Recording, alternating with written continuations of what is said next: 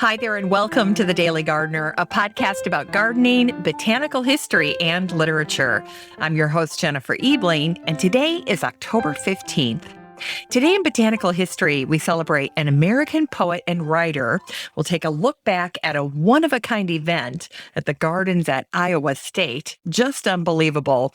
And then we'll learn about the English gardener who bred phenomenal lupins.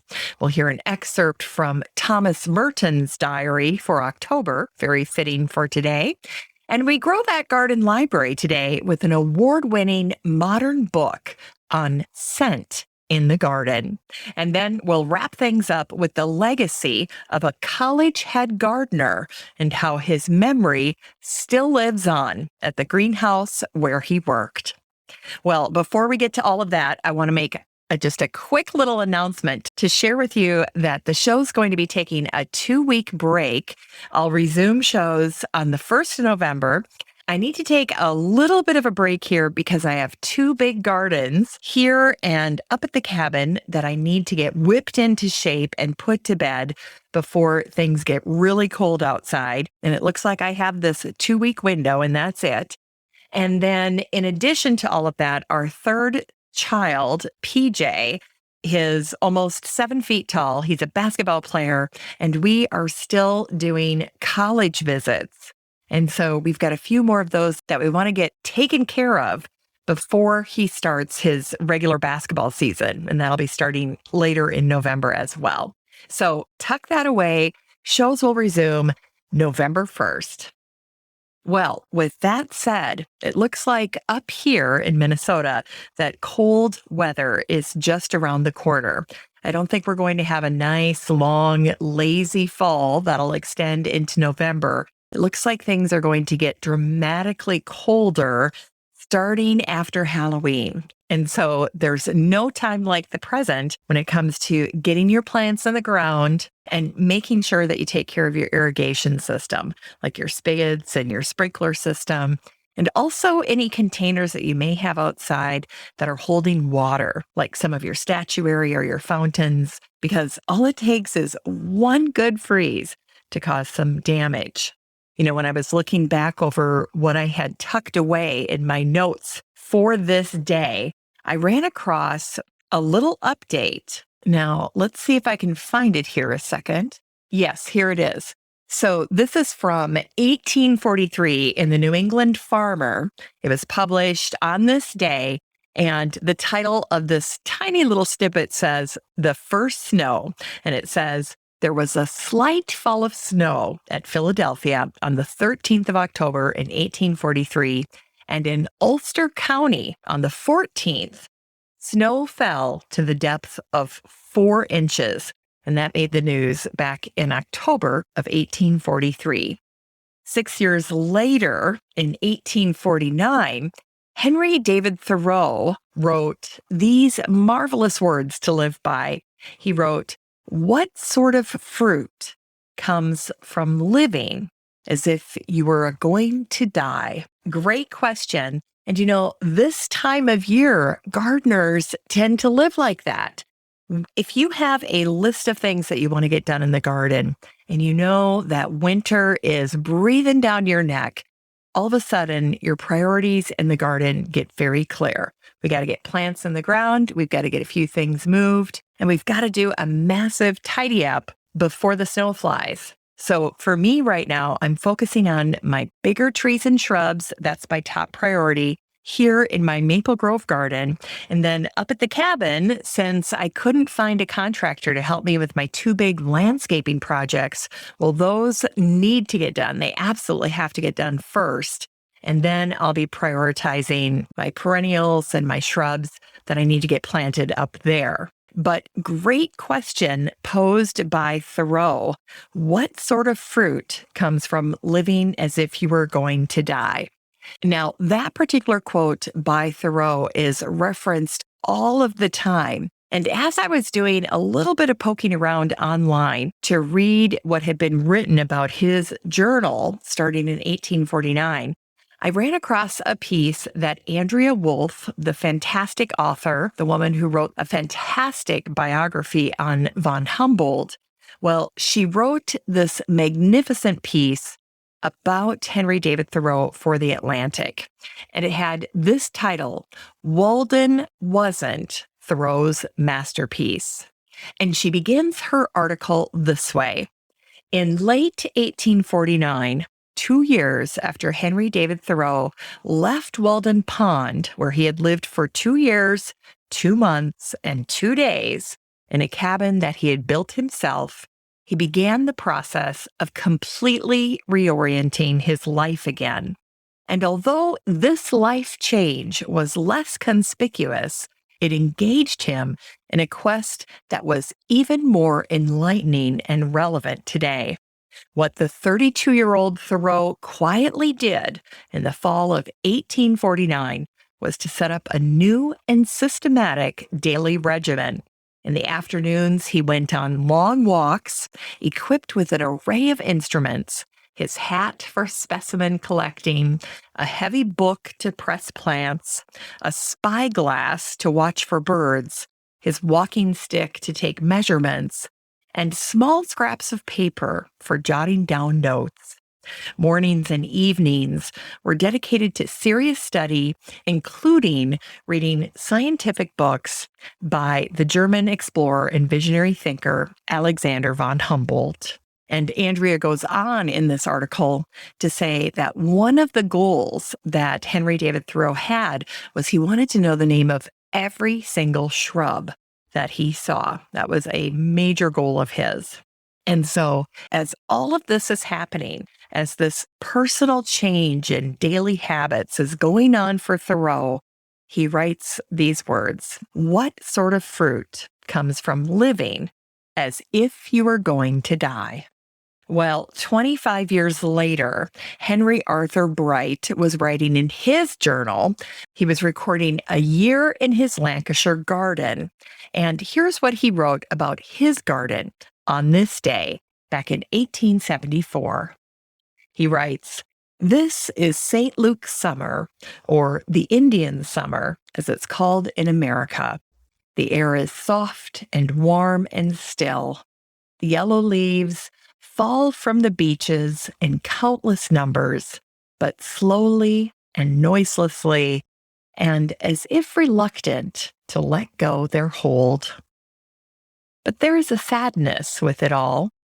We cannot deceive ourselves, but we know that all is now over, and that at any moment the frost may come and leave us nothing but decay and death.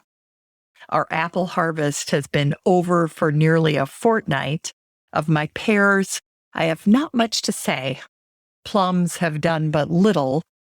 I must not forget the red Siberian crab, which has been laden with fruit, and one tree of which should find its quarter in every garden. Last of all, I have to speak of the barberry. There is a great bush which stands by the grass walk in the walled garden.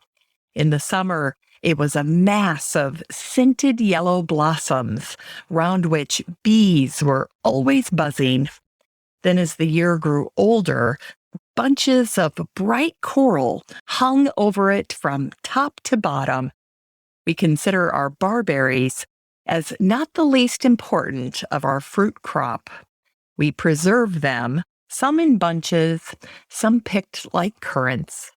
We crystallize them in sugar, and they become delicious bonbons.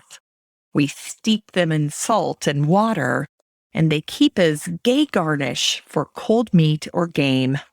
Our barberry tree is not looking its best at present. A big branch has withered, and I must cut it in. So there you go, a little update, a sweet little update from Henry Arthur Bright, his little account from his 1874 journal, which became his book called A Year in a Lancashire Garden, one of my favorites. I love that little book. It's fantastic. Well, if we fast forward a little bit and we get a little closer to our modern times, in 1995, in the New York Times, Joan Lee Faust wrote a little column called In the Garden, Tidy Impatience Beds take off. And she began her article on this day back in 1995 this way. She writes, "Thank goodness for impatience. At this time of year, the color from those seemingly ubiquitous flowers is truly spectacular. Gardeners usually plant impatiens with careful regard as to the plant's ultimate size. Their hope is to place the diminutive or dwarf ones, reaching maybe 8 to 10 inches at maturity, as edgers. Then they may choose the taller growing types, 1 or 2 feet high, to fill grander places. But by this time of year, impatiens have forgotten what they were bred for and just grow apace. What was expected to be a tidy, diminutive border of color balloons into a glorious display." Anyway, this article goes on and on about the glory of impatiens. And in my front planter this spring, I couldn't find any annual that really caught my attention that I wanted to put in this fantastic planter that I have out front. It's a huge 6-foot round cement planter. It's shaped like a giant shell, and it sits about 2 to 3 feet off the ground. It's held up by this enormous concrete base. It's very heavy. And every year, that's where I like to plant my annuals. And this year, as I said, I just struggled to find anything that I really liked. And so I just decided to go very simple, and I went with white impatiens. Well, as Joan alluded, that planter is looking absolutely glorious. The white impatiens have completely covered this huge planter. They're doing fantastic.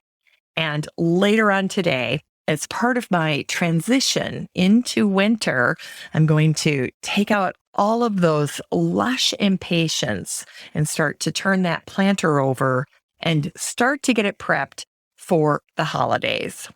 Now, I have to say that as a young gardener, that is something I would not have done. I wouldn't have been able to bring myself to take out those impatiens because they're just so pretty right now. But I know that I need to keep one eye on the calendar. I've got this hard deadline and it's not going to change. It's unavoidable. And so it's time for those impatiens to go.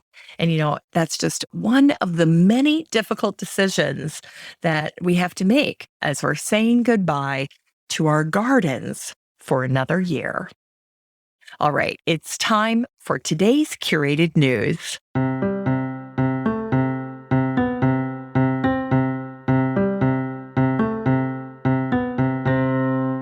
Well, today's curated news is a little blast from the past. This is an article that Gardenista posted back in 2019, and I think I shared it back then in an old episode of the show. But I thought this was a really good one, and so I wanted to bring it out of the archives and share it with you again. And it's kind of fun to take a look at something like this at the end of the season when emotions are not running quite as high as you're saying goodbye to your garden. So here is the article. It's called 10 Things Your Landscape Architect Wishes You Knew, but is too polite to tell you. Great topic. And by the way, I should mention that this post was written by Barbara Peck back in 2019. So here's her list really quick. I'm just going to run through it here. First up, your children will quickly outgrow your space. This is so true. If you're a longtime listener of the show, you know that we put in this big rainbow play system. And then the following year, we installed a pondless water feature. So it looks like a little river, but there's no pond. And I tell you what, my kids ended up playing more with that water feature over the years and deriving more enjoyment from that as they got older than they ever did from that swing set. I think there was this initial wow factor when we got that installed. But once the water feature went in, it was really hard to compete with that. And then I have to say, because it was pondless, I didn't have to worry about anybody accidentally getting hurt or drowning. And so for my money, if I had to do it over again, I would just do the water feature and forgo the swing set. All right. Now, second on this list is xeriscape doesn't equal zero waterscape. This is a great point. It's one that I know I've talked to Pam Pennick about. She's the Austin, Texas garden blogger that I interviewed on my other podcast. And, as I often tell new gardeners, life on earth is inextricably bound to water. Living things need water to survive, and plants are living things. And sometimes you just have to break things down that simply. So, great point. Xeriscape does not mean zero waterscape. The third point here is artificial grass isn't the answer. It's extremely expensive. I know when my old neighbors here next door to me got selected to be on a backyard transformation for HGTV back in the early 2000s, they had a small section of their yard replaced with artificial turf. And the cost of that was absolutely jaw-dropping. So artificial turf, very expensive. Also, not environmentally friendly or responsible. So don't pursue that as an option. Number 4 is gravel can't replace mulch.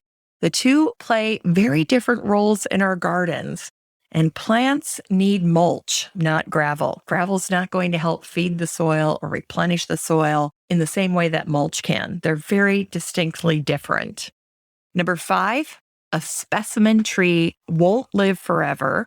Heartbreakingly true, which is why you always want to be thinking strategically about your tree portfolio on your property. Where can you add more trees so that in any season, if you lose some of your prized trees on your property, you still have other trees that you've been planting and incorporating into your property. So always good to plant more trees.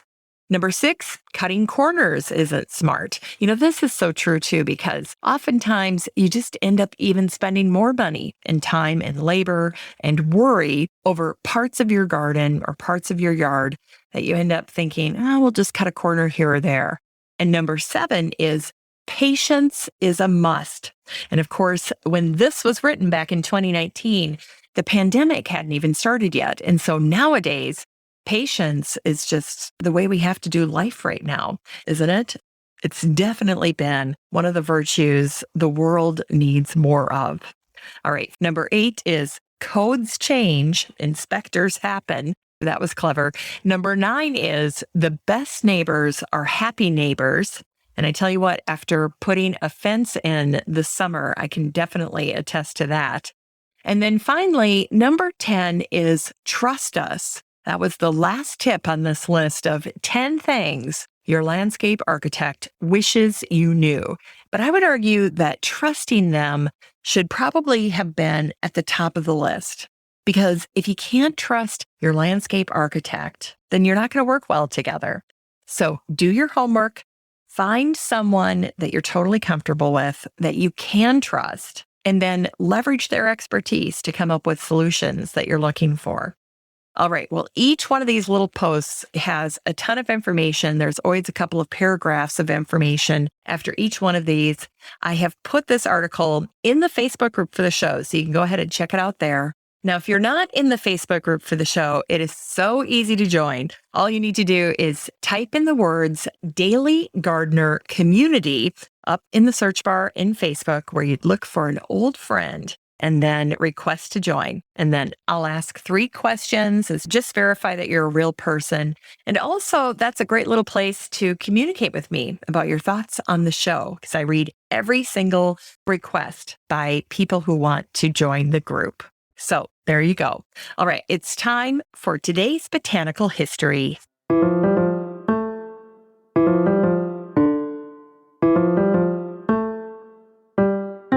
Here's botanical history for today, October 15th. Today is the birthday of Helen Hunt Jackson. Her pen name was H.H. She was an American poet and writer, and she was born on this day, October 15th, in 1830. Helen fought for the dignity of Native Americans, and she wrote about mistreatment by the U.S. government in her book called A Century of Dishonor. She wrote that in 1881, and then followed that up with her 1884 book called Ramona. Well, today, Helen is also remembered for her lighthearted poems, like this one about September. By all these lovely tokens, September days are here, with summer's best of weather and autumn's best of cheer. And she also wrote, O suns and skies and clouds of June, and flowers of June together, ye cannot rival for 1 hour October's bright blue weather. Helen's poem, Vanity of Vanities, is a favorite of gardeners, and it goes like this. Bee to the blossom, moth to the flame, each to his passion, what's in a name? Red clover's sweetest, well the bee knows, no bee can suck it, lonely it blows. Deep lies the honey, out of reach, deep. What use in honey, hidden to keep? Robbed in autumn, starving for bread, who stops to pity a honey bee dead? Star flames are brightest, blazing the skies. Only a hand's breadth the moth wing flies. Fooled with a candle, scorched with a breath. Poor little miller, a tawdry death. Life is a honey, life is a flame, each to his passion. What's in a name? Swinging and circling, face to the sun. Brief little planet, how it doth run. Bee time and moth time, add the amount. White heat and honey, who keeps the count? Gone some fine evening, a spark out-tossed. The world no darker for 1 star lost. Bee to the blossom, moth to the flame, each to his passion.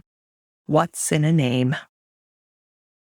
And it was on this day, October 15th, in 1897, that the Des Moines Register ran a headline from Ames, Iowa, and it definitely is an attention grabber. It said, "Crowd ruins Iowa State's flower plots." Here's the article, and it's just absolutely unbelievable, by the way. An unfounded rumor that flowers in the Iowa State College gardens could be had for the picking because of an expected frost led to an unprecedented display of vandalism here. This again was back in 1897 in Ames, Iowa. A crowd estimated at 150 to 200 persons on Sunday went through the horticulture department gardens, stripping off flowers and pulling up bushes until routed by Ames police. Officers relieved the mob of most of the flowers they had seized, but members of the horticulture department said the loss would be heavy. Most of the flowers and plants stripped were being used for experimental work, and the loss, therefore, could not be measured in dollars and cents. Chrysanthemums sent to Iowa State by E.G. Krauss of the University of Chicago were picked clean. The flowers were being used in tests to determine resistance to cold weather, and the experiment was ruined, officials said. The college gardens are used primarily for research, and their part in campus beautification is secondary. The college rose garden is one of 16 being used as part of a national research program. Horticulture department members said it never has been college policy to permit picking of flowers by the public. Signs are displayed prominently throughout the gardens, warning visitors not to pick anything. College officials were at a loss to explain how the rumor might have started, and said it was the first time the gardens ever had been invaded by any sizable number of flower pickers. Ames townspeople and Iowa State College staff members were among those who went through the gardens on the picking spree, police said. Professor E.C. Volz reported that more than a dozen persons, some from nearby towns, stopped at his office Monday to find out where they might get the flowers. Crazy. All right. And then it was also on this day, back in 1951, that George Russell, the English gardener and plant breeder, died. He's remembered for his work with lupins and the creation of his stunning Russell hybrids. So if you've ever bought a lupin and then you've seen that tag, Russell hybrids, they were named for George Russell. George was a professional gardener, but his interest in lupins ignited after seeing a vase of the blossoms at one of his clients' houses, a Mrs. Micklethwaite. When he examined the bloom that day, he fell in love with the architecture and the form of the flower. But he wasn't thrilled by the solid purple color, and he reportedly remarked, "Now there's a plant that could stand some improving." Starting at age 54, George spent the next 2 decades cultivating 5,000 lupins every year on his 2 allotments, and he used bee pollination to develop his hybrids. And from each year's crop, just 5% were selected for their seed based on the traits that George found most appealing. For over 2 decades, George kept his lupins to himself. But finally, in 1935, nurseryman James Baker struck a deal with George. His stock of plants in return for a place to live for him and his assistant, and the opportunity to continue his work. 2 years later, George's lupins, in a rainbow of colors, were the talk of the Royal Horticulture Society flower show. George won a gold medal and a Veitch Memorial Medal for his incredible work. After George died on this day, much of his work died with him. Without his yearly devotion, many of his lupins reverted back to their wild purple color and tendencies, or sadly succumbed to cucumber mosaic virus. But today, Sarah Conabeer at her nursery called West Country Lupins in North Devon in England is doing her own exciting work with this plant. In 2014, her lupins were featured in the Chelsea Flower Show, and her red lupin, called the Beefeater, is a new favorite with gardeners. Now, the history of lupins is pretty fascinating. The first lupins in England were sent over from the Mediterranean, but there are also lupins that are native to the Western Hemisphere. During his time in North America, the Swedish botanist Per Kalm observed that livestock left lupin alone, even though it was green and, quote, soft to the touch. Now, George Russell planted the variety that was discovered in British Columbia by the botanist David Douglas of Douglas fir fame. As for their growing habits, lupins are a plant in motion. They follow the sun in the daytime, but Charles Darwin observed that they sleep in 3 different ways when they close their petals at night. Henry David Thoreau wrote about lupins in his book called Summer. He wrote, "Lupin seeds have long been used by the Navajo to make a medicine that not only relieves boils, but is a cure for sterility. Lupin is even believed to be effective in producing girl babies." It's time for today's Unearthed Words.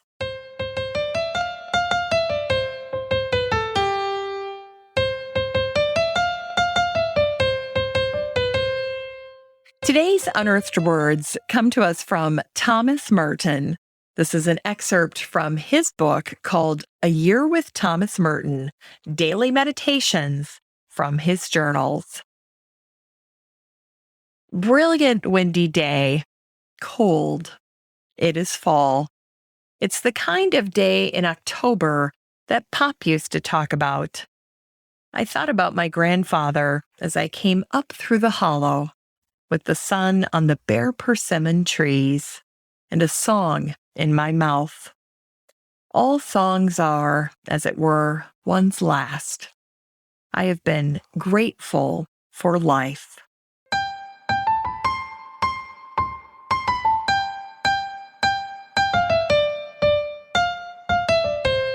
It's time to grow that garden library with today's book, The Sensual Garden by Ken Drews. This book came out in October of 2019, and the subtitle is Exploring the World of Botanical Fragrance. The author, Joel Lample, said this about Ken's book: a brilliant and fascinating journey into perhaps the most overlooked and underappreciated dimension of plants. Ken's well-researched information, experience, and perfect examples now have me appreciating plants, gardens, and designs in a fresh and stimulating way. Ken Drews is a celebrated lecturer and an award-winning author and photographer who has been called the guru of natural gardening by the New York Times. He is best known for his 20 garden books published over the past 25 years. And after reading this book, I immediately began to pay much more attention to fragrance in my own garden. This book is 256 illustrated pages of 12 categories of scented plant picks and descriptions for the garden, from plants to shrubs and trees. You can get a copy of The Sensual Garden by Ken Drews and support the show using the Amazon link in today's show notes for around $40.